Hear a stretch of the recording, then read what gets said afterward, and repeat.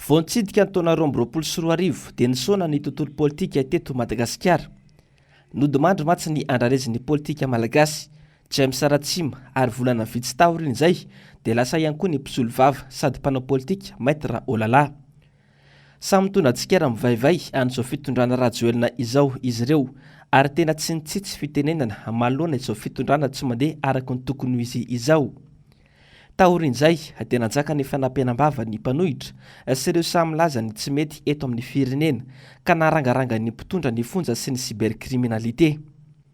Anisan'ny olona nogadraina sy nampitahorana teny amin'ny mpitandro filaminana tamin'ny taona 2024 ny mpisintona lakilosy Mahery Manandafy, Stanley Ramarivelo, ny mpanao politika Biary Marcelin, ny Nidoni, Iandry Biary Tantoliara izay voasazy 2 taona sazy miantona, Clémence Rarinirina izay niakanidina teny amin'ny polisy sy ny zandary ary ny fitsarana noho ny fanehoan-kevitra izay nataony. Iketakandrina Rafitson talepanatanteraka ny Transparency International Initiative Madagasikara. Anisan'ny nahitana fa fanjakana jadona ary tsy mahazaka demokrasia izao fanjakana izao ihany koa ny fisamborana ankeriny ny mpandrindra nasionaly ny antoko TIM Jean-Claude Rakotonirina sy ny sekretera jeneraly ny TIM Rinda Randriamasinoro Tetsy-Behoririka ny 13 Jolay 2024. Nanomboka teo dia hita sy tsapan'ny mpanohitra fa efa miatra eto Madagasikara nantsoina hoe terrorisme d'État. Raha ratsy adiny maro ihany koa ny raraha-posa inversé izay fihetsika mampiseho tsy fankasitrahana any Andry Rajoelina ilay tovolahy antsoina hoe Mendrika tamin'ny fandalovany Andry Rajoelina tetsy amin'ny bypass ary nosamborina avy hatrany ary niakatra fitsarana mihitsy ity farany. Teo ihany koa ny famonjana ilay olon-tsotra nampiseho fa zaraina amin'ny alalan'ny kapisiry sy ny madiko ny vary sy menaka any amin'ny faritra noho ny tsy fampiny ny fanampiana ho an'ireo malagasy traboina avokatry ny rivo-doza Eminaty sy Batsiray. Hiatrika fifidianana isika eto Madagasikara amin'ny taona 2024 izay didiny lalam-panorenana antsika ka taona iray nahafahany antoko TIM nanetsika ireo mpikambana eny fotony iny taona 2024 iny. Antsiranana, Mahajanga, Tomasina, Tsoromandidy, Fianaratsoa, Sava ary Tany Morondava. Ireo rafitinina ny toerana nalehan'ny Filomary Karavalomanana saingy nampiomy sy nahasorena ny mpanara-baovao dia tsy nitsahatra nampiseho ny erim-pamoretany mihitsy ny mpitondra. Nasainosakana ny mpitandro filaminana hatrany mantsy nakamaroany etsiky ny mpanohitra na teto andrenivohitra izany na tany amin'ny faritra hafa. Ny fanakanana ny Filomary Karavalomanana amin'izay rehetra alehany efa tsy lazaina intsony ary lasa ataony mpitondra fitaovana politika eo am-pelantanany tanteraka ny mpitandro filaminana indrindra fanizandary. Tsy levon'ny vavon'ny mpitondra ara-baky-teny mihitsy mantsy ny mahita ny Filomary Karavalomanana hatangorona ny vahoaka isak'izay tany alehany ka natany amin'ny toeram-pivavahana tahaka ny JMJ Mata tany Antsirabe aza dia nanaovana ny fomba rehetra nampitahorana an'ity lehiben'ny mpanohitra ity mba tsy nanatrihany izany andro lehibe ho an'ny katolika izany. Tsy nahasaka anazy nefa izany ary na dia toerana tsy mendrika amin'ny maha-filoham-pirenena teo aloha azy sady toerana tsy mendrika amin'ny maha-ray aman-dreny malagasy rehetra azy dia fivavahana no natao tany Antsirabe ka tsy tokony isambadika ankoatr'izay hoy ny Filomary Karavalomanana. Na dia teo aza nefa izany rehetra izany dia tsy nahasakana ny mpanohitra nanao ny asany izany raha matahora izany. Ifehany dia afa-po amin'izay andraikitra nataonay izahay satria betsaky ny efa vita kanefa izany kosa dia mbola manamariana eto fa mbola maro ihany koa mbola ho atao mandritry ny taona ho avy izay mitsidika manaraka. Vao mainka nanamafy ny heriny sy ny tanjany eo anatrihany sehatra iraisam-pirenena ny antso-izay niatra tamin'ny mpanohitra sy ny Filomary Karavalomanana. Porofon'izany ny fandraisan'ny vondrona Afrikanina ny antoko TIM ka nilazan'izy ireo fa tsy nisy noraisy ny mpitondra ny sosikevitra izy ireo anatsarana ny rindram-pifidianana eto Madagasikara. Ratsaivina tokoa mantsy dia nisokatra tamin'ny fiandohan'ny volana Oktobra ny fanisana fahoben'ny mpifidy eto Madagasikara izay didiny lalam-panorenana sy ny lalam-pifidianana. Tsy nandeha araka ny tokony ho izy nefa io fanisana mpifidy io, nandeha niaraka tamin'ny fanisana mpifidy ihany koa ny fitsarana mitety vohitra hanomezana kopia fahobe ka nanaovan'ny TIM antso ny ampitsarana izany tsy misy atakandro noho izy misy kajikajy maloto ny mpitondra entina angalaram-bato amin'ny fifidianana ho avy.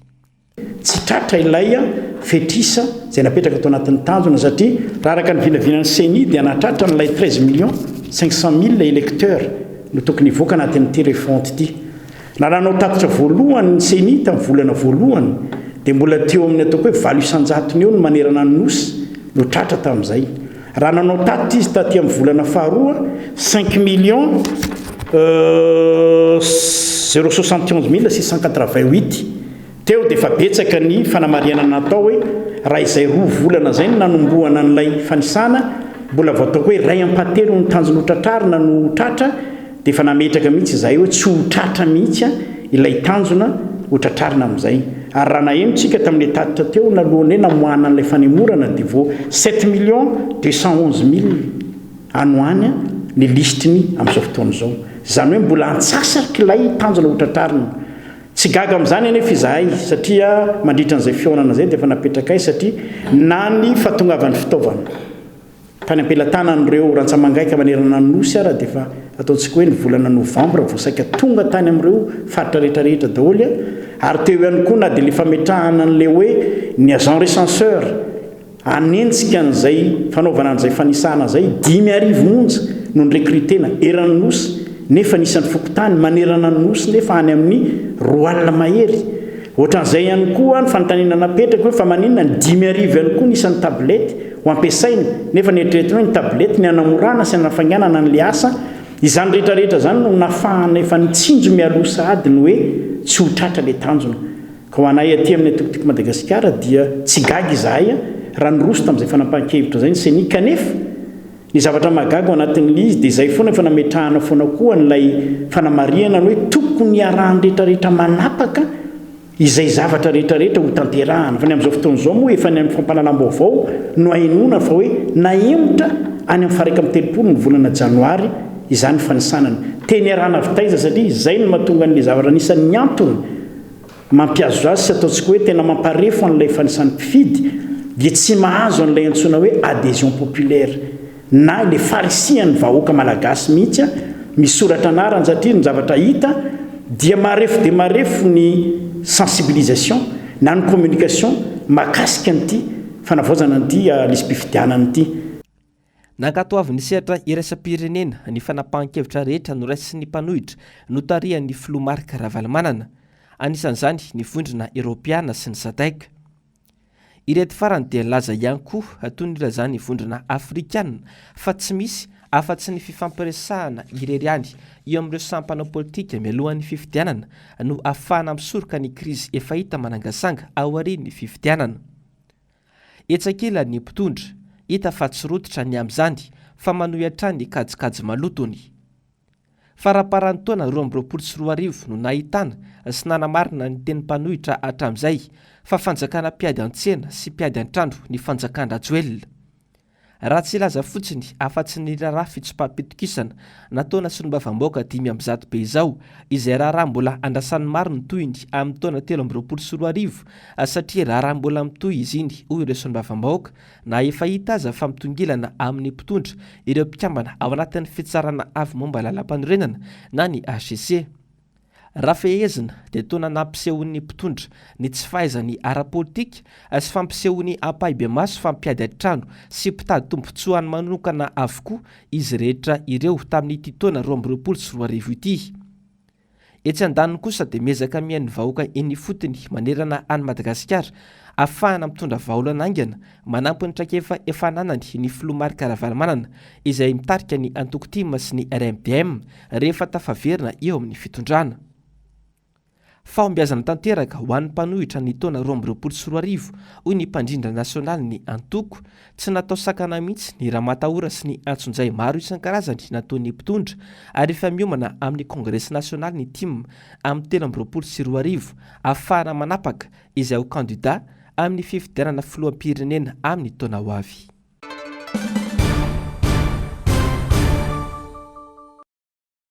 ireo FDB nisy songatina teo amin'ny tontolon'ny toe-karenana nandritra ity taona 2024 ity indray no fitinina fohy aminao vao nanomboka ny taona efa niaina izany fiakarany fidinetana izany ny vahoaka malagasy to tany tsy misy fanjakana nanomboka teo tsy nitsahatra niakatra ny vidim-piainana ny tombony tsy anasa betsaka no ny hinana ambany foitra ny farana ny taona 2024 tsy nahitam-baolana ny sosialim-bahoaka fa voamaiky aza ny atotongana atony larany Madagasikara izay fahafolo farany manerina izao tontolo izao ary kisitra any amin'ny larana fahadimy eto Afrika.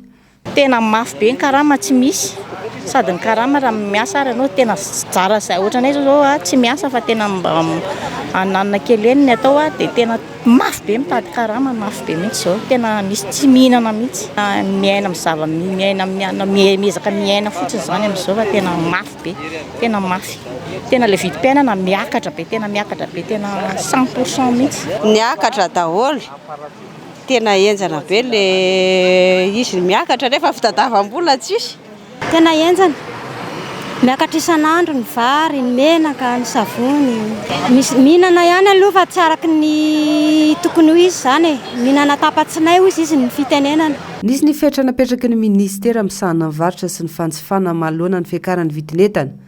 Toy izao ny nambaran'ny ministra Edgar Razafindravany 9 septambra 2024. Maro toerana ireo vidin'entan'ireo amin'izao fotoana izao rezahantsika mba anaraka tokoa ny fidina ny vidin'ny ny entana maneran-tany ny vidin'ny ny entana tsika zay afarana raha ny vidin'ny vary afarana dia tsy tokony oatra ny 204 ariary ny kilao ny vidin'ny menaka mandry tsy tokony oatra ihany koa ny 520 ariary ny litatra ny lafarinina moa amin'izao fotoana izao efa tonga hatrany amin'ny 135 à 140 000 ariary ny vidin'ny lasaka ary ny siramamy koa dia ezahantsika tsy oatra ny 400 ariary ny kilao. Mialohan'ny fanambarana ary taorian'ny fanambarana tsy nisy fiovana akory ny vidin'entana teny an-tsena vao maiky azy izany hitangana izy atsizy asaika isan-kerinandro miova ny vidin'ny vary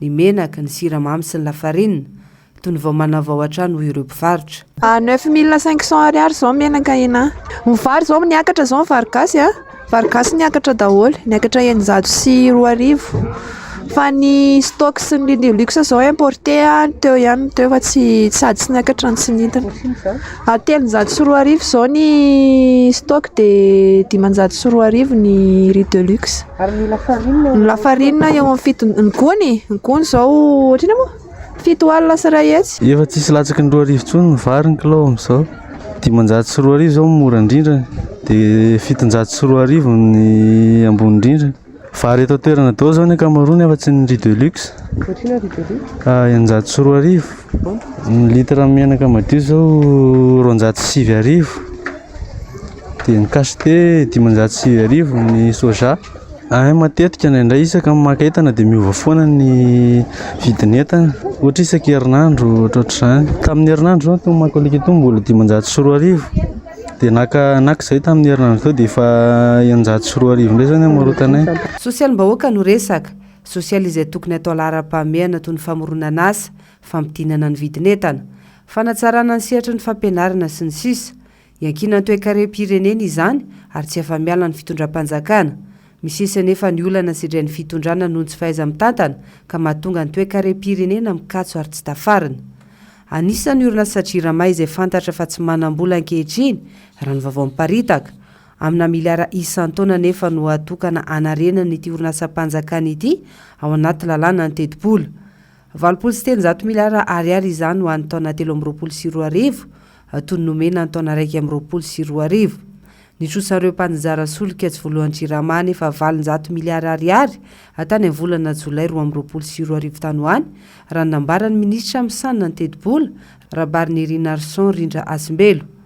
Tsy hotafarina nefa ity orinasam-panjakana ity raha tsy manova paikady ary mametraka politika ny angovo mazava ny fanjakana hoy kosa ny paitoekarena bodin'ity orinasa ity erery ny famokarana angovo kanefa tsy maharaka ny filanimpon'ny intsony ny famokarana.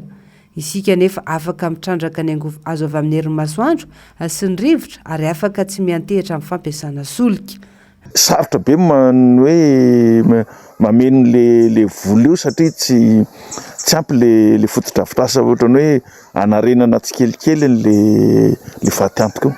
Le politikan'ny energia mihitsy tsy misy satria raha tena anao politikan'ny energia tsika dia efa manokana investissement public na mitady partenaire hanao an'ireny zavatra ireny ary nisy ary ohatrany hoe partenaire le tonga teto de lasa nandeha le olona satria ohatrany sakatsakanana fa io zany a raha ohatra hoe tena anaotsika ny collectivité nge afaka omena vola koa manao barazy kelikely ahafahany manao an'le izy tsika zany tsy mbo mieritreritra mihitsy hoe reo mpianatra nivoaka reo andao ampiasaina hanao an'le resaka énergie eny akatsy be deaibe manao doctorat na énergie. Ankoatra izay manjaka ihany koa ny alatra madinika sy ny fanotika dinam-boly anivon'ny Jirama.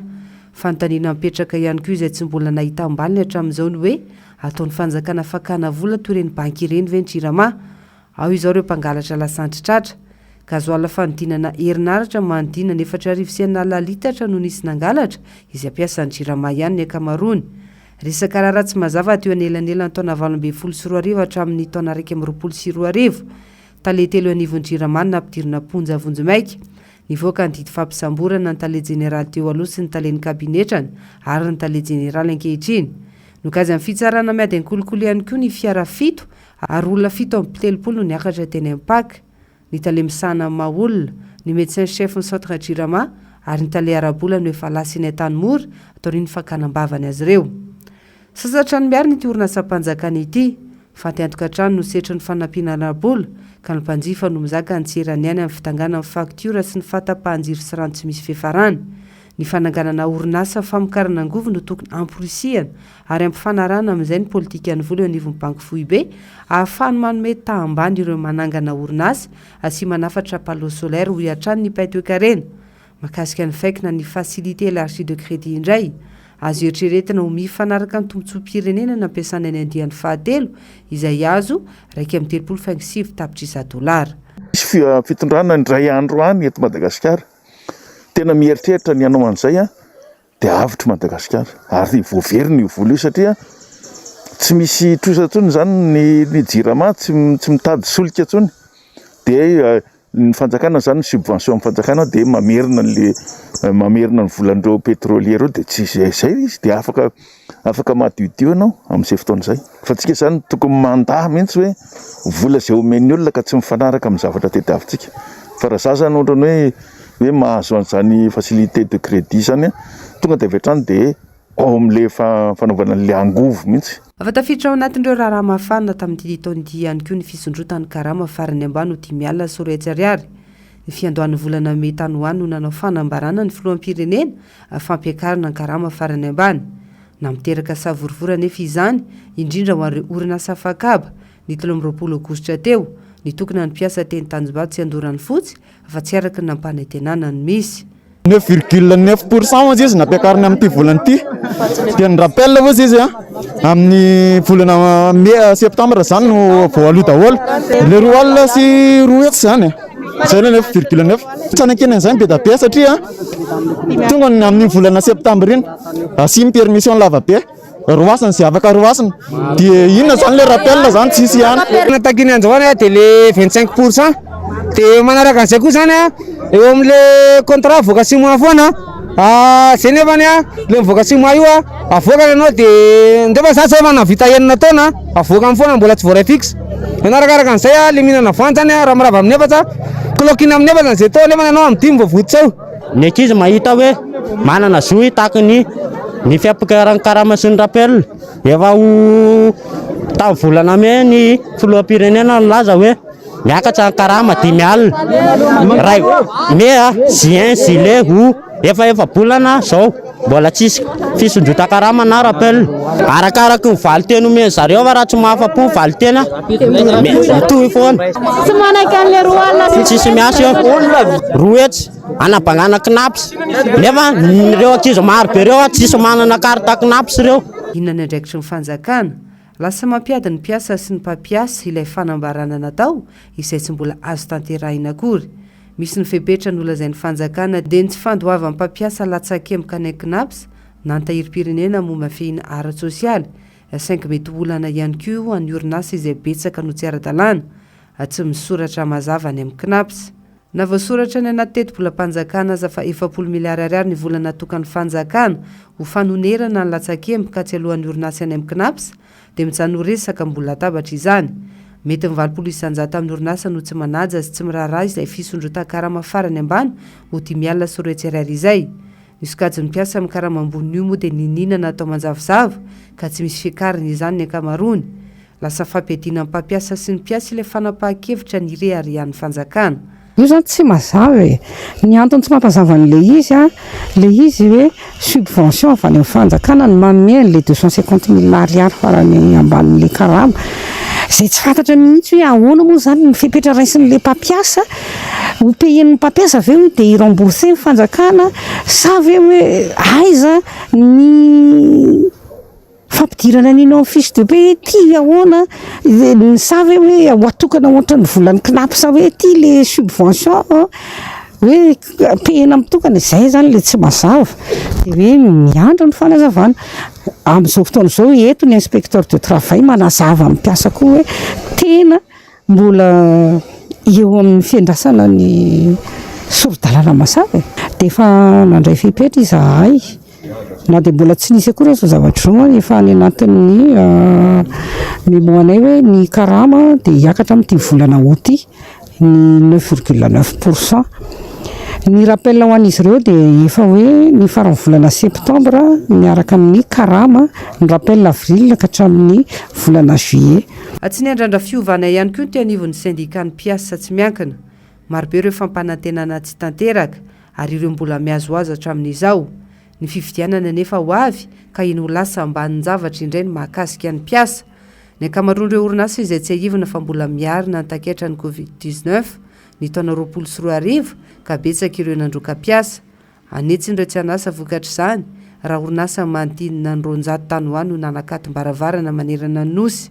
Isika raha zao amin'ny 2024 zao zany mbola tsy tena miditra loatra ao anatin'le hoe hiditra amin'ny resaka fifidianana zao ny iainantsika vao maika zany efa amin'ny 2024 zany efa tontolo na hafa mihitsy zany iainan'ny fanjakana amin'ny herintaona dia eny tsy azo atao moa zany mieritreritra hoe manonofinofo ratsy fa manonofo tsara zany tsika rehetrrehetra hoe mba farafaratsana zany amin'ny loha mba ny code de travail mba mivoaka tsara amin'ny herintaona, ny code de prévoyance sociale zany mo an'ny resaka knapo io satria hitantsika tsara fa dia zany mahakasika mpiasa daholo. Dia ny code minier zany raha reo telo reo zany no irariana zany ho an'ny amin'ny 2024 na eo aza zay tontolo politika amina fifidianana tokony mba mifatoka amin'ireo zany ny fanjakana ho an'ny mpiasa malagasy sy fijerevana hoe ahoana no anonerana io le resaka hoe 217 000 ariary sy 250 000 ariary io le amin'le 2024 satria efa mandeha zany ny adevitra zao hoe ahoana ny tokony anonerana io satria raha ny feo mandeha zany amin'izao dia mety io le 250 000 io no ediva satria misy orinasa nefa nanao an'le 250 000 ariary any amin'ny bulletin dia ny volana manaraka lasa 217 dia tsy maintsy hiady amin'ny mpiasa sy ny syndicat dia zany no andrasana hoe faravaratsana zany dia tokony ho feno iny 250 000 iny amin'ny fiakarana karama amin'ny 2024 Varaingo ny taona 2024 raha ny tontolo ny asa no vinavinaina ho hiatrany ny randrana syndikaly. Ty 2024 ty nalaza be mihitsy vao nanomboka ny volana deuxième trimestre dia ny mikasitra ny fisondrotan-karama. Fantaty amin'ny sehatra tsy miakana moa zany dia zaza tsosokoditra ozy ny fitenenana angambany hoe zaza tsisiny tsy niatra mihitsy zany le izy raha tsy efa lazaina indray ara moa zany hoe exceptionnel amin'ity 2024 ty tsika miteny zao zany mifarana ny taona mbola be tabe ny orinasa tsy mampiatra an'le izy ary ny sasany napiatra dia nahodina le izy novaina hoe le 217 000 ihany no soratany ery fa le 33 000 ariary iny natao hoe subvention indray zany dia efa manahirana ny mpampiasa indray tsy jerevantsika dia mazava loatra manaraka teny izy nanaraka ny code de travail izy ty lalàna izay momba ny fisondrotan-karama ty amin'ny sehatra tsy miakina zany tena lalàna nampome mbola tsisy ohatr' zany mihitsy zany hoe lalàna mampome ohatra tamin'ity taona ty ho an'ny fisondrotan-karama roa taona tsy nisy fisondrotana dia soditra le izy dia lalàna mampome no mivoaka iny dia iodraktsita dia mpampiasa zany tonga dia milaza mihitsy ny sasany zay tsy hampiatra an'io fa aleonay miandry any amin'ny telo amby roapolo sy roa arivo. Aty amin'ny mpiasa zany a dia hitantsika tsara fa miady isan'andro amin'ny mpampiasa ny mpiasa sy ny syndicat ny antony lasa napedin'ny fanjakana zany tsy voatery eo am'le resaka mety hiteny ny olona hoe le resaka fisondrotan-karama iny ihany tsy any amin'iny ihany fa andaontsika hijery an'ny resaka knapsa ohatra ny fiahinana sosialy amin'ny ankapobeny ho anay aty amin'ny ranona syndikaly zany ny taona telo roa amby roapolo sy roa arivo tena ny aina tao anatin'izany isan'andro zany mitebiteby ohatr'izao ny mpiasa malagasy tsy misy andro miratra mihitsy zany ho an'ny an'ny mpiasa malagasy tamin'ity taona roa amby roapolo sy roa arivo ity sombony ihany ireo amin'ny fahavoazan'ny mpiasa malagasy fahavoaziny izay tsy mbola nahitam-baolana hatramin'ny androany anyka manjaka ny tsy fandriam-pahalemana no tsy fananana andraikitry ny fitondram-panjakana voalohany nefa ny manamora ny fiainan'ny vahoaka entina toy ny arakasa asera-pivelomana amin'ny ankapobeny tsy vita amin'ny fampanantenana pokaty sy fanaovana vaty fototra etsiro.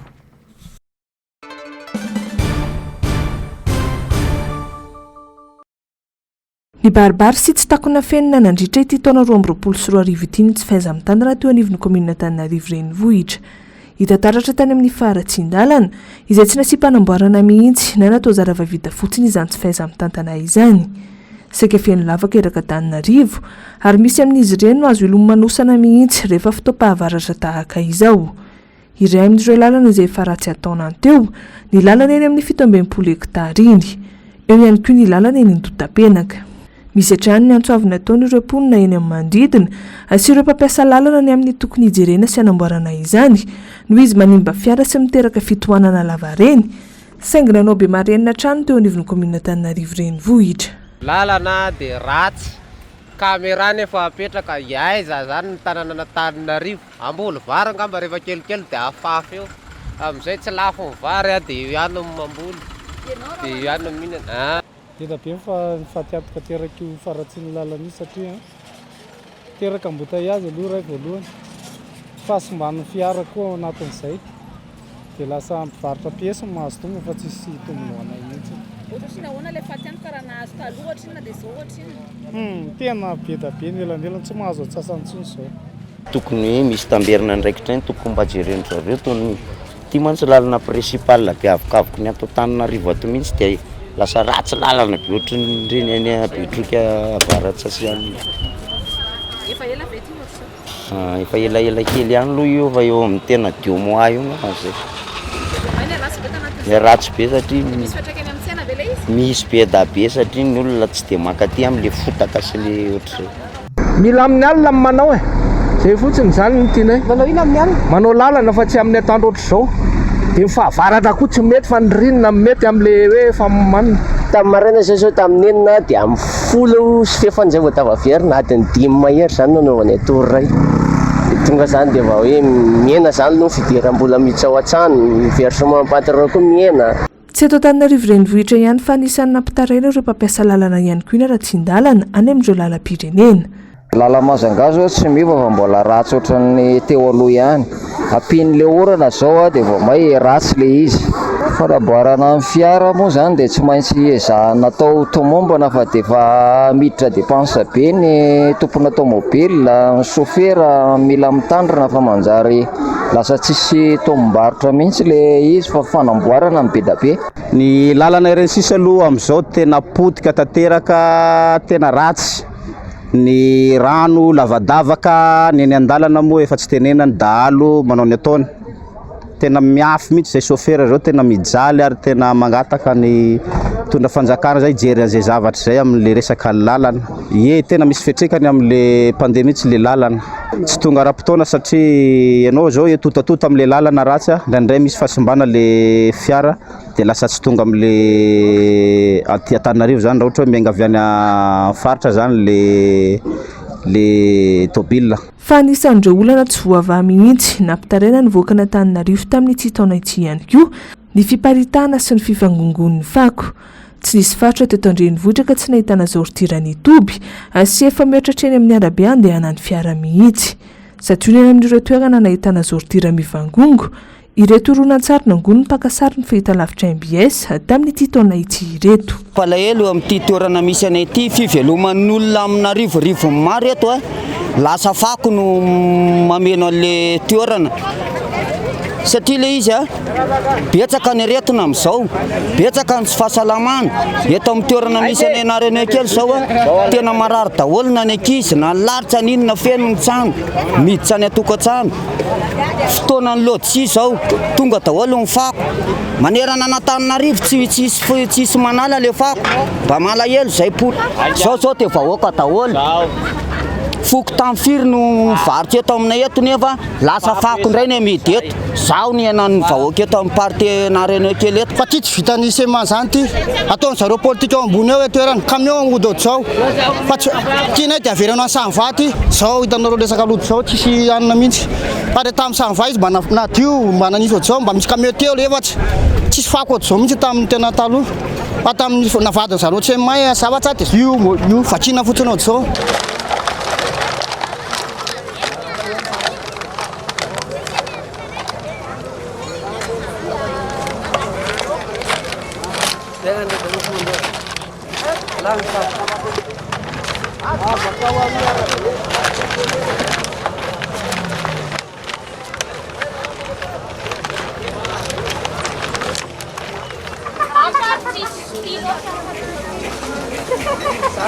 Zao ny ananeko nefa le olona mitady.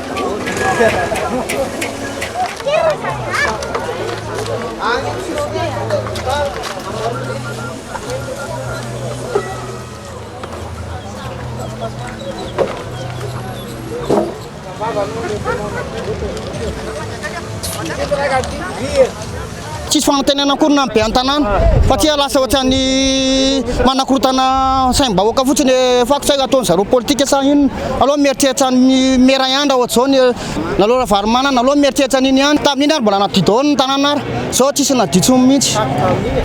Fitondrana teo alohaloha tena mazava madio foana isanandro ny fako eto tsy misy amin'izao fotoana nefa ny fako lasa mitompo feno Antananarivo tonga dia asoro zao ten'izao le fako fa tsy mety aminay mahitsy le izy simba no avy ny vahoaka ray manontolo manerana amin'ny Madagasikara. Eto zany izahay mbola pahenjena ny angavianay fa rehefa tonga ny fotoana tsy maintsy tondra ray garaba na raiky tapo isaky ny mandeha makeny amin'ny hôtel de ville izahay tompoko. Peste zao efa manomboka manangasangana zao koa misy ny aretina sy ny tariny dia zao ny mpianatra ny ato aminay aloha fatako lasa misy marary foana isan-kerinandro tsy latsaka ny 5 dia izay no mahatonga anay mitaraina hoe mba esory re tompoko le fako fa ny tsy fitiavanareo anazy no tsy ametsahanareo anazy ny devant an-tranonareo fa le izy ataonareo devant le sekoly na mangataka izay mba nesorana nyty bac ordure ty dia atao devant le sekoly tsy sekolina ihany fa be da be ny sekoly hiaran'izao zavatra zao. Mipetraka ny fanontaniana hoe mbola teto an-drenivohitra Madagasikara ve ireo toerana misy zordira miparitaka ireo.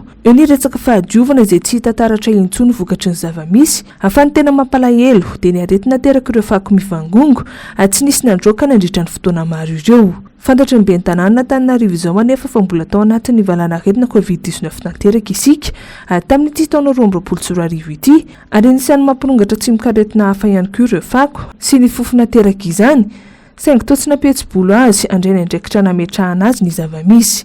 Ny anerin'ny filohan'ny toko politika madio Babarakotoaritsoa Azamoa dia nandroaka ny ampahany ireo fako ary nanatitra izany tena amin'ny vavahadin'ny lapan'ny tanàna andomana ny ben'ny tanàna ny amin'ny tokony anadovana ny tanàna sy androfana ny fako. Nahatsapan'ny vahoaka n'Antananarivo ny tsy fisian'ny fitsinjovana sy ny tsy fahaiza-mitantana hoe anivon'ny fiadidiana ny tanàna ihany koa ny fampiakarana ny hetra 10 endy tamin'ny 2 volana farany tamin'ity taona 2024 ity.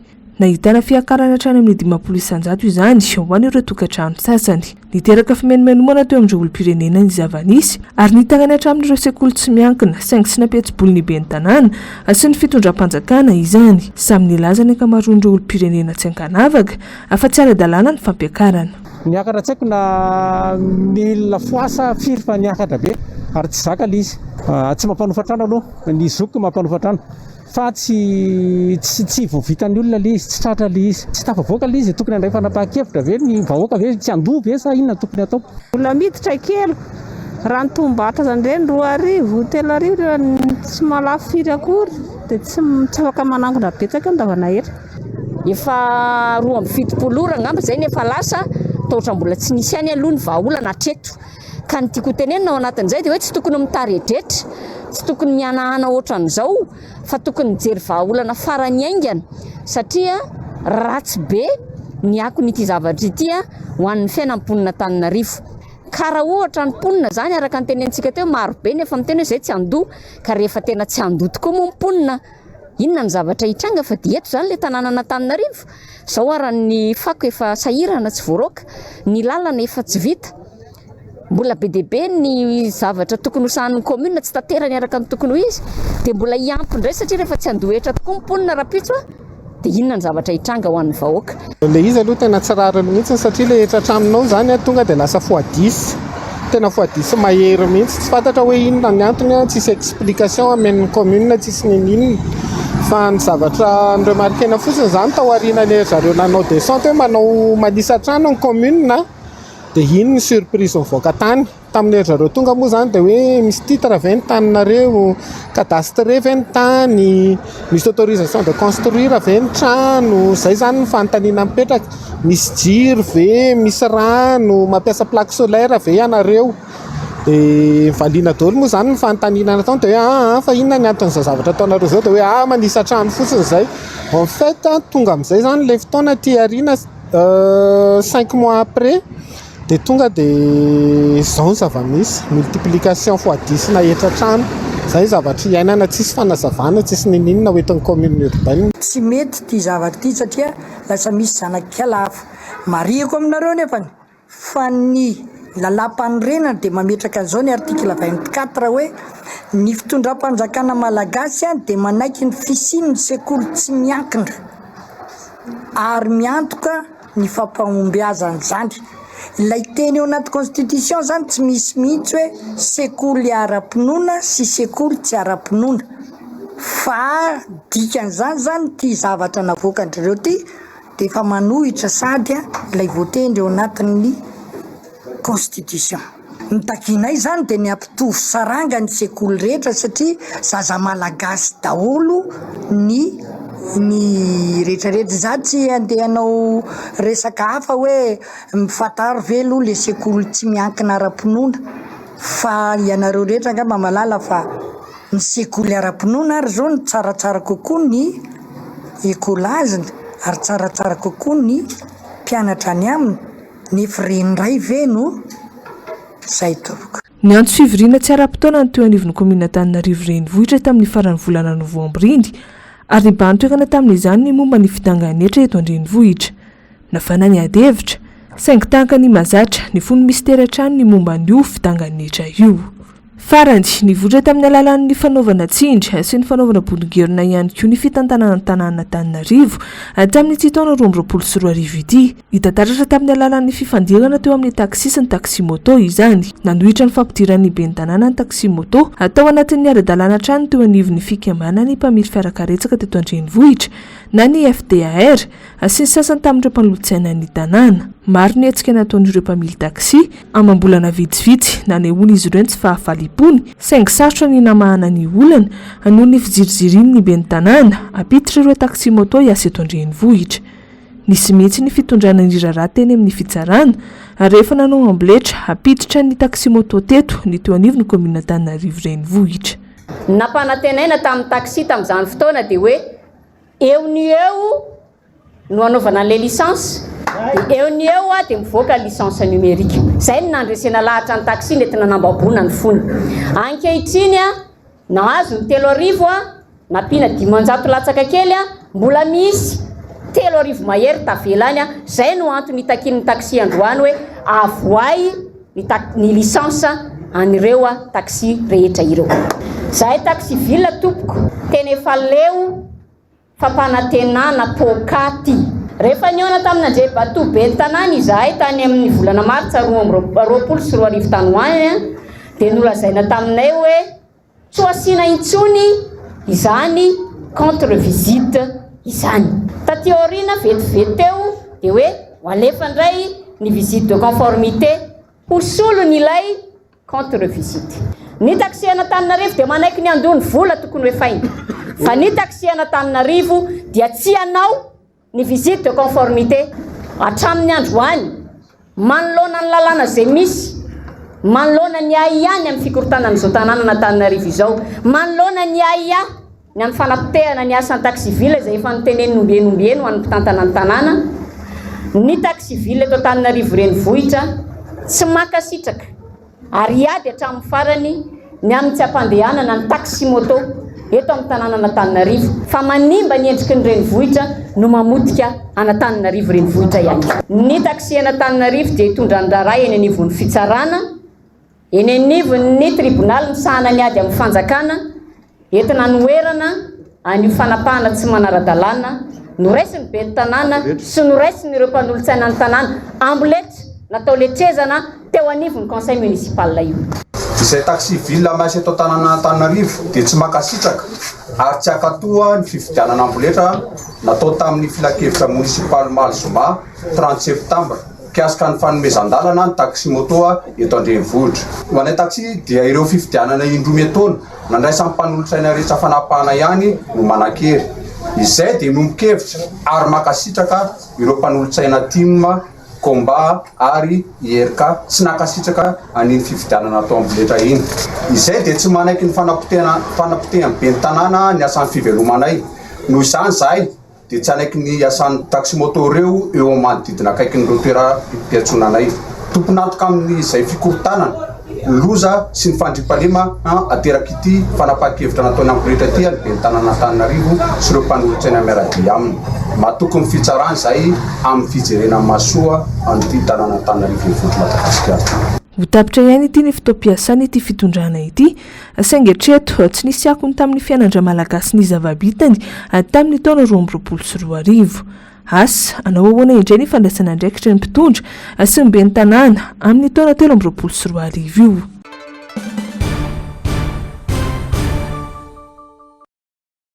Sivy hektara ny velara-tany ho toton'ny afo raha nitatitry ny ministeran'ny tontolo iainana teo anelanelan'ny volana janoary sy ny oktobra 2024.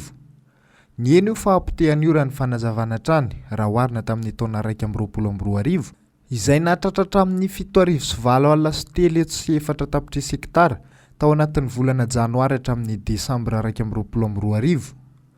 520 sisa ny velara-tany misy aly eto Madagasikara raha nitatitra nataon'ny l'OFM na ny laboratoire d'observation des forêts de Madagascar nandritra ny atrika asan'ny taona 2024.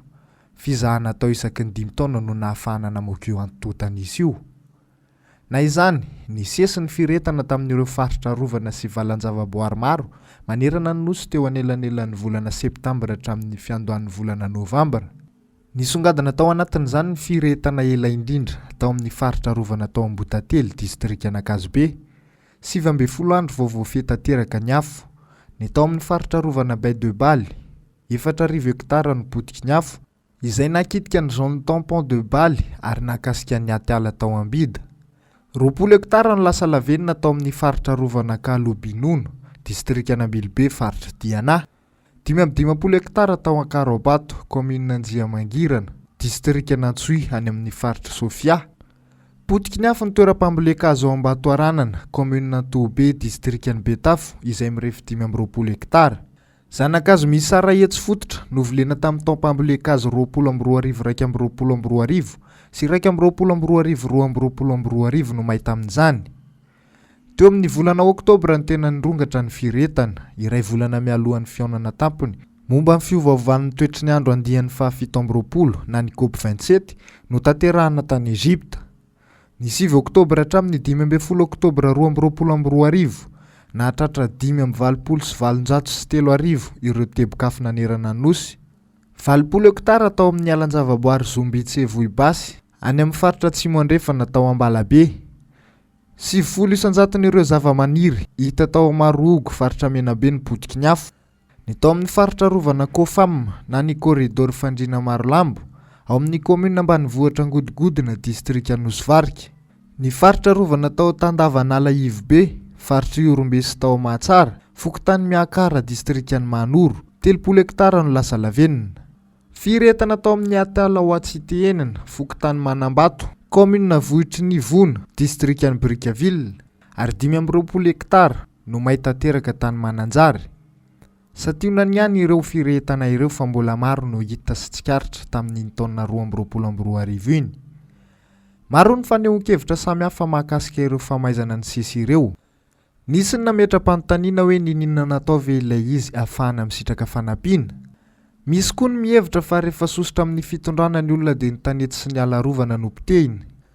Fanehoan-kevitra sy fanontaniana nataon'ireo olom-pirenena avokoa izany, satria hatramin'izao dia tsy hita mazava sy ny ahitana toyiny ny fanadihadiana mikasika ireo nandoro ny faritra arovana sy ny tanety na ny fandripahana haly eto amintsika. Saika manjavozavo avokoa ny fanadihadiana rehetra. Tsy misy fanampim-panazavana mivaingana avy amin'ny tompon'andraikitra fa toy ny raha mandalo fotsiny ihany izy ireny. Ny 20 Novambra niaraka nidinika teny anivon'ny anteny miram-pirenena ny andron'ny parlemantera amin'ny fiovaovan'ny toetriny andro ny minisitra sy ireo solombavam-bahoaka hitadiavana vahaolana sy paikady maharitra mikasika ny tontolo iainana. Taorian'ny fanatrehana ny fionana tapon'ny momba ny fiovaovan'ny toetriny andro ny 9 ka hatramin'ny 12 Novambra 2022 tany Egypta. Nandritra io fionana io dia mazava ny tanjona ho an'i Madagasikara fa hotratrarina ao anatin'ny CDN2 ny ampihenana ny famoahana entona mangeja hafanana ho 420 isanjato raha 420 isanjato zany teo aloha ary hampiakatra ny fahafahana mitahiry karbonina ho 20 isanjato hatramin'ny taona 2030. Ny tsapa aloha dia saika vahaolana petatoko no raisin'ny fanjakana.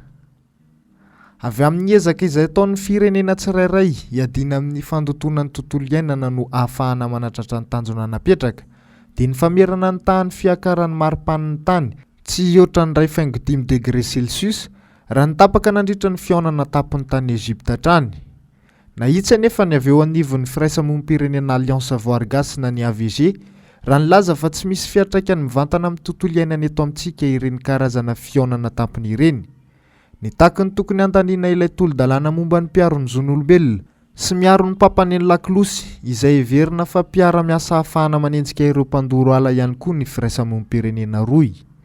Tsapanay aloha zany fa isan'ny vahaolana io satria nahoana raha ny zavatra hitantsika dia atao hoe ao anatin'ny fasahiranana ihany na ny ministera rehetra izay voakasika ny tontolo iainana na ny gendarmeria ny entité rehetra izay voakasika ny fiarovana ny tontolo iainana io sahirana tsy mifandrindra tsara ny asa zany ao anatin'izay zavatra izay. Tonga ao anatin'izay fotoan'izay ihany koa zany le hoe aiza ho aiza ilay fahefan'ny fitsarana mahaleo tena mba tsy ho lasa lalàna atao sur la forme fotsiny ihany. Tsika efa manana ny lalàna hatreto e, fa zavatra tsapa aloha hatreto dia mbola misy ny tsy maty manota. Misy fotoana zany ny firaisamonim-pirenena lasa miteny fotsiny ihany sisa fa tsy misy miaino. Nafana ihany koa ny fanondranana tsokosoko mikasika ny sokatra izay mampiavaka ny Madagasikara. Anjaton'ireo sarona tamin'ity taona 2022 ity. Eo ihany koa ny fihazana sy famonoana ireo karazana gidro toa ny varika izay ahina ho lany tamingana. Nisy ny andro natokana hankalazana ny varika ny 12 Oktobra natao tany Morondava. Maro ny hetsika ara-kolontsaina sy fanentanana amin'ny fiarovana ny tontolo iainana nandritra ny fankalazana. Tsy adinoina ihany koa ny fanondranana tsokosoko an'ireo harem-pirenena maro samihafa toy ny vato sy ny volamena. Mifanidra andalana amin'izay niteraka resabe ny filazana nataon'ny fitondram-panjakana mikasika ny fanafarana ireo karazam-biby lehibe toa ny girafa, ny zebra, ny éléphant sy ny sisa. Tsy nisorona ny filohan'ny Gerpa, Profesora Jona Ratsimbazafy, raha nilaza fa tsy vahaolana ny fanafarana ireo biby ireo fa ny ento-toerana ny mila karakaraina. Nilaza ihany koa ny tenany fa miteraka fikorotanana amin'ny zava-mananaina maro ny fampidirana ireo karazam-biby lehibe ireo.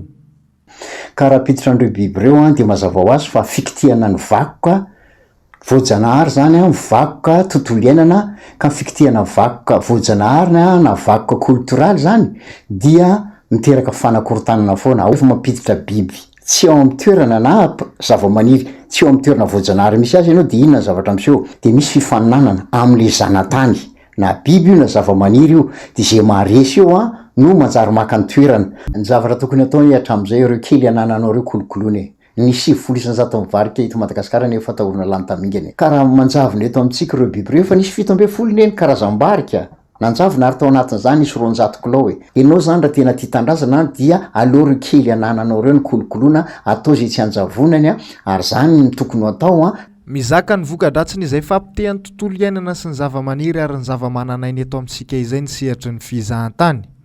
Maro ireo fitarainana nataon'ny Europisehatra satria antoka ny firoborobon'ny fizahan-tany ny fiarovana ny zava-maniry sy ny zava-mananaina eto amintsika. Ankoatra ireo biby sy zava-maniry mampiavaka antsika, maro koa ny lafin-javatra ara-kanto sy kolontsaina. Niteraka resabe ny fananganana foto-drafitrasa vaovao ao anatin'ny lapan'ny Manjakamiadana. Masina io toeran'io ary mila manaraka ny fombafomba kanefa notsontsony avin'ireo mpitondro zany. Tsy mahagaga raha misy fahafatesana hafahafa hita noho ny tsy fitandremana izany, hoy ny fanazavana noentin'ny printsy iray. Ny Rovantananarivo dia toerana masina ary misy fomba nandrina izay tsy maintsy arahana, misy fady izay tsy maintsy tandrovana satria toerana manana ny asina manokana. Ka raha ohatra ka misy fanarenana tokony atao na Manjakamiadana na trano vola na manamsoa tsara hafatra dia tokony averina amin'ny nanaovan'ireo mpanjaka nanao azy teo aloha fa tsy tokony amorona zavatra hafa mihitsy. Nandinitsikintsika dia nisy tamin'ny 9 Novambra 2022 dia nisy olona maty tao amin'ny fotoana io ary nisy olona niverina avy tao maty tany an-dalana dia nisy olona koa maty noho ny tonga tany amin'ny toerana neviny ary mbola nisy olona hafa koa maty teto Antananarivo. Aminay no vokatry n'le tsy fanarahana n'le fady sy le sotoavina tao anaty Rovana Antananarivo ary mbola tsy nisy ohatr'izany teto Madagasikara fa tao aorianany iny dia nisy tondra-drano goavana be teo Betsimitantatra sy ny lemaka Antananarivo. Nisy tondra-drano be tany amin'ny faritra Mahajanga sy ny faritra Andrefanosy. Nisy tondra-drano be tany amin'ny Farihina loatra izay ny tombo 5 avo eny.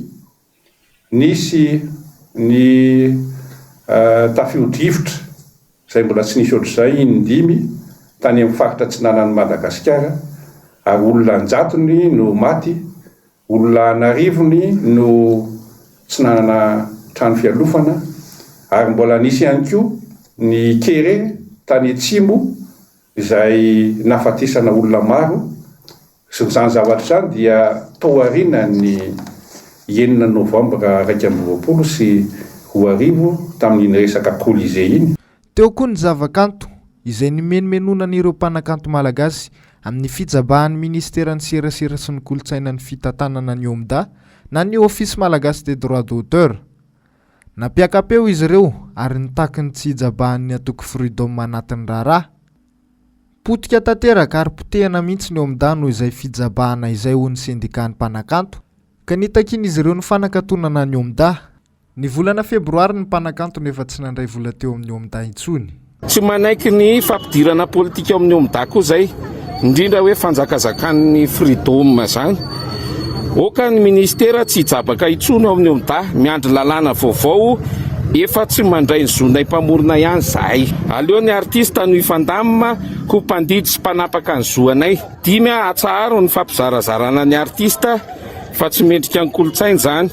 Lasa ohatrany le MSK moa nadikanay ato hoe ministeran'ny setrasetra sy kakaiko. Araka le tenin'ny solotena ny Tamatavy sy Majanga, rehefa vilana ny any ambony dia mivara lilana any ambany izy mojajaona. Sarao monsieur le président zao zay endry hatramin'izao zay endry nanaraka ny resaka fanaovana taminao fa misy olona tsy endry sady ratsy fanahy mieraketraka efa tsy nandray vola ihany zay fo heritaona idio le OMDA sady mirodana ataona le OMDA.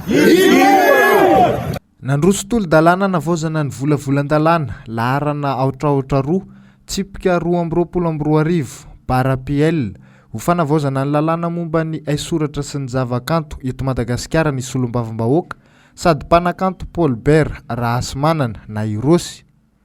Lany nandritry ny fivoriana ara-potoana faharoa tetsy amin'ny anteny miram-pirenena Tsimbazaza ity tolo-dalàna ity ny 15 Desambra lasa teo izay heverina fa hitondra fanavaozana lehibe eo amin'ny sehatra ny famoronana sy ny kanto.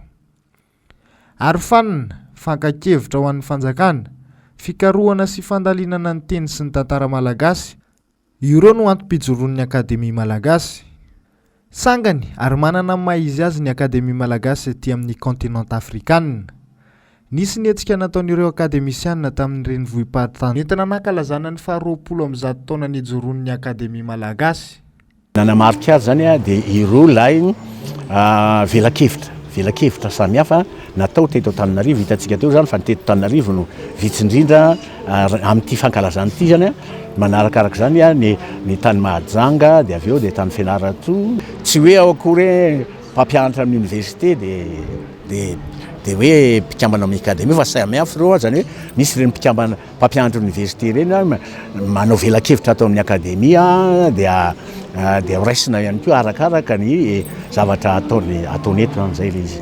Ohatra zao ny amin'ny akanjo selaza dia ohatra mpanoratra, misy mpanoratra dia misy ireny mpahay soradia ireny fa nisy teto misy mpanakanto dia ohatra zao takan'ilay mpitendry zavatra takany hitanareo teo zao i Benjagasy fikarohana koa ireny dia entina mandeha maketo dia ireny zao raisina amin'izay. Sombiny ihany ireo voatanisa sy voalaza ireo teo amin'ny sehatra ny kanto, fa teo ihany koa ny hetsika ara-kolotsaina sy ny haisoratra maro nandritra ity taona 2022 ity. Ny antenaina dia ho samy mba hahatsapany mazava-dehibe ny kolotsaina sy ny vakoka ny rehetra, ka hitandro toy ny Anak'Andriamaso izany, ny kolotsaina no mamaritra ny fihizian'ny olom-pirenena iray ka mila voizina sy ampianarana. Eo ihany koa ny tontolo iainana izay efa miatra manaina. Tsapandretra ny aretina maro namelan'ny zaza sy ny ankizy tamin'ny fahaseporana tamin'ity faraparan'ny taona ity noho ny loton'ny rivotra izay efa mihoatra ny fetra napetraky ny sapandraran'ny firenena mikambana ho an'ny teto an-drenivohitra. Eo ihany koa ny ahitany any faritra Atsimo-Nosy iny noho ny fiovaovan'ny toetry ny andro. Ny orana taraiky ka lasa niemitra hatramin'ny taopambolena maro. Mandrora amin'ny tsy lany ny zanak'olombelona raha toa ka tsy mikady sy miaro ny tontolo iainana.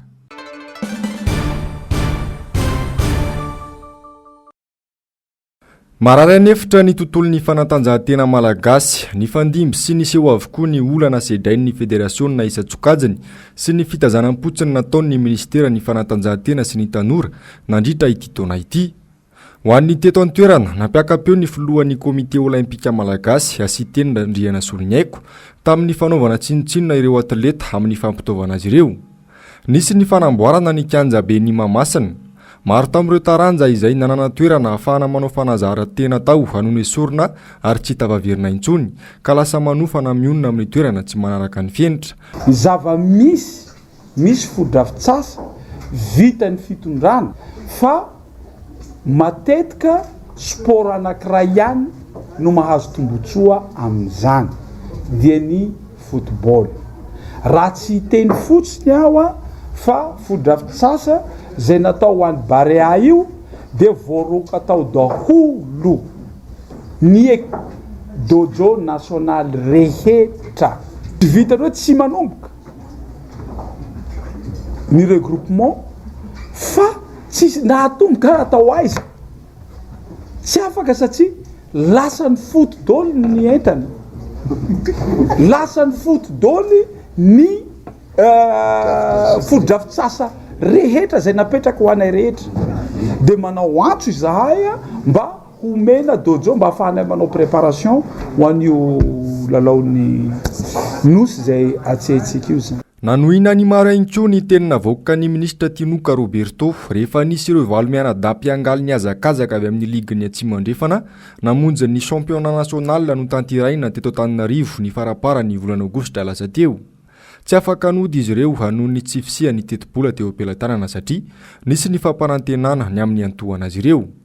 Akoatra izay, nitaraina ihany koa ny taranja volleyball tamin'ny fanantanteraina ny champion de Mada. Maivana ny ezaka sy ny fanohanana avy amin'ny ministera kanefa lalao goavana no tanteraina. Mifanindran-dalana amin'izay ny fampifondronana ireo ekipa pirenena hiatrika ny lalao nosy 2024. Ny olana moa zany dia ny arabola mazava ho azy zay foana moa zany sakana ho an'ny fédération moa zany hatreto aloha zany dia atao hoe mively tena tsy misy manampy aloha hatreto aloha zany na atao hoe fédération internationale ary ny confédération africaine atao hoe nisy matériel namen'ny confédération africaine na volleyball zay tany taona 2014 efa voazara tamin'ny ligue patra manerana nosy moa izy io atro ihany aloha zany natao hoe mionna amin'le atao hoe fanampiana infra zany ny fanjakana fahitako anazy aloha. Nanaitra ireo mpikatroka ny petit baolina lavalava ihany koa ny fifandroritana nisy nandritra ny fifidianana izay ho filohan'ny fédération amin'ity taranja ity. Maro no mbola tsy nahavita ny fidin'ny filohan'ny ligue manerana nosy. Raha ny lalàna nefa fa tokony nanatrika ity fifidianana ity avokoa ireo filohan'ny ligue rehetra.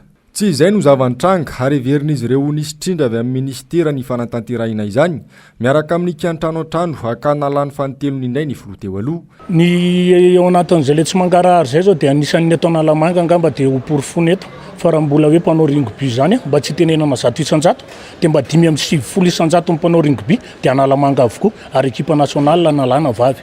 Ny fifidianana teto Analamanga nefa dia mbola tsy vita na ny section na ny ligue ary ny ligue no fidin'ny section na hoana ny tonga dia ny fédération ray no atao ary le izy tsy vitany hoe raha natao le izy tsy mba mety atao mihitsy ve atao Antananarivo zavatra io Analamanga na Analamanga fa tsy maintsy atao any Tuléar foana.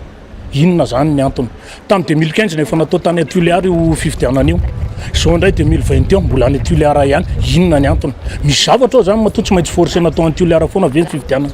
Misy mihitsy ny tena fanilokiliana satria mbola miasa ao anatin'ny zay rehetra tsy mitovy firehana amin'ny fédération dia hitadiavana hirika foana mba haniliana anazy tsy hafahana manao ny andraikitra ao anatin'izay napetraka anazy ao anatin'ny rugby ary tsy mba avela mihitsy ve ny olona ny betsaka mba manana fitiavana an'izany rugby zany ary betsaka manana ny tena hoe ampandroso an'izany rugby zany fa noho ny inona nefa tsy maintsy mahita hirika foana zany ny fédération na niliana mba hipetrahana zany hoe candidat unique zany foana hatramin'izay. Io aloha zany dia ao anatin'izay zavatra zay mety hoe misy kolokolo avoleta ao mety misy koa ny hoe any mety manana piaro any manana zavatra ohatran'izao. Torak'izay ihany koa ny taranja karate nanjakan'ny fitiavatena sy ny fidongi-tseza raha ny fanazavana tamin'ny fanatanterahina ny fifidianana izay ho filohan'ny fédération.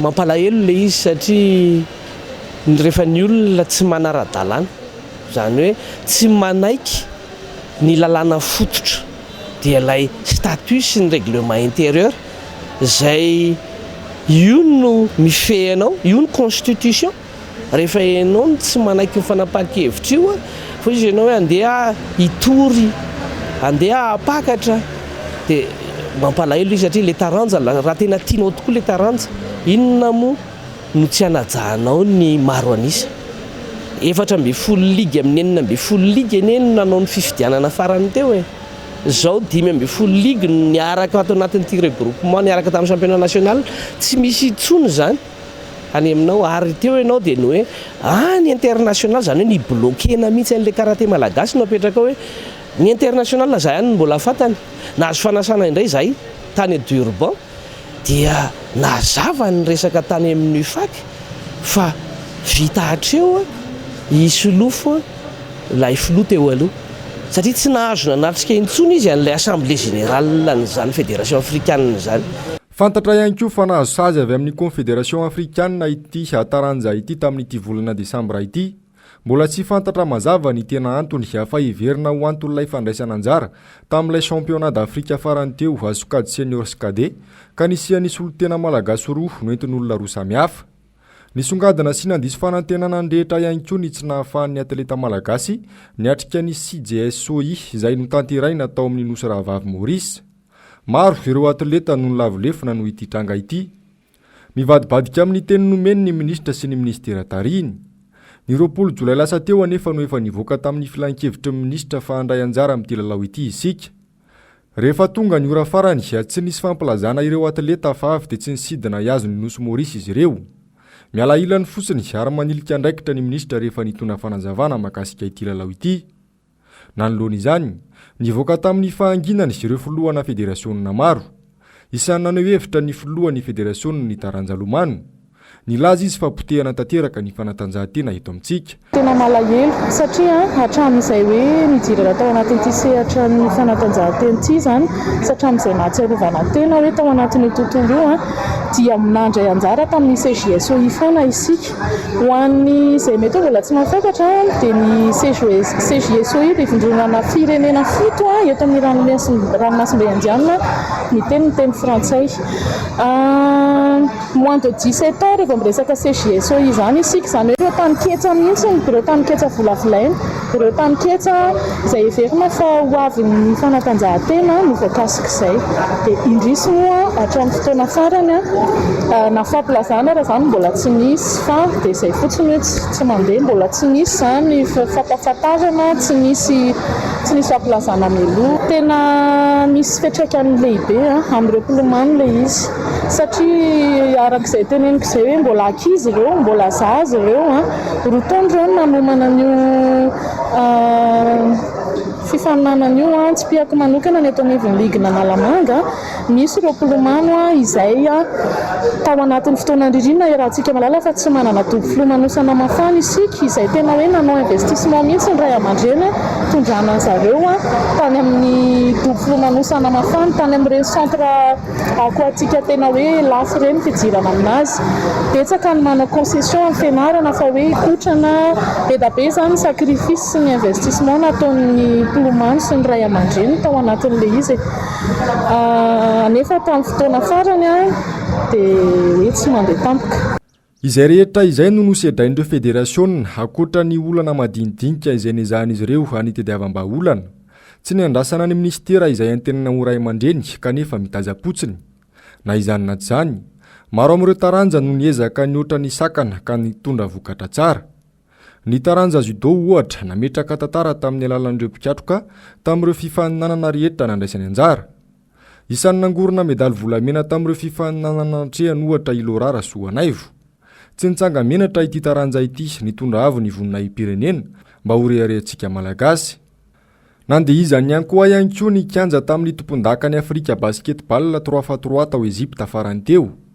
Amboaram-boninahitra manerana ny Afrika no noromban'ny sokady zazalahy raha tompon-daka lefitra kosa ny vehivavy.